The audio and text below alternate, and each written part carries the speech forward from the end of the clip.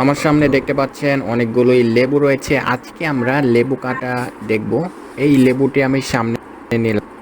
আমার লেবুটি প্রথম দুই পাশের অংশ কেটে আমি একটু নিচ্ছি।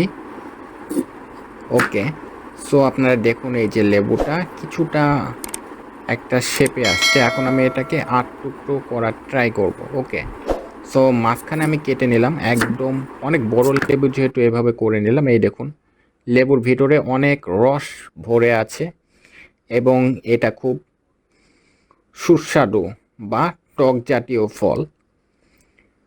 আমি এখন লেবুটি এভাবে কাটবো।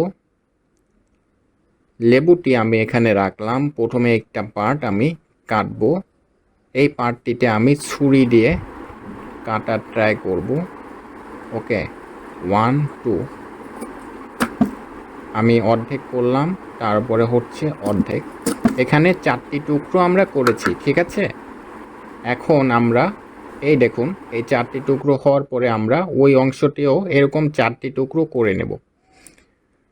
আপনারা সালাদ খাওয়ার জন্য এরকম যত খুশি টুকরো করতে পারেন, বাট বেশি করলে রস অনেক পড়ে যাবে। এটাই আমি এটাকেও 4টি টুকরো করার ট্রাই করব। একটু সাবধানে ধরতে হবে, না হলে আমার হাত কেটে যাবে। আমি যেহেতু এক্সপার্ট নই, এই যে কেটে নিলাম। আহা, আমি ইচ্ছা করে একটু এরকম করলাম স্লিপ খাওয়ার মতো, রাইট?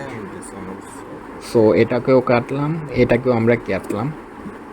টোটাল 8 টুকরো আমার লেবু হয়ে গেল।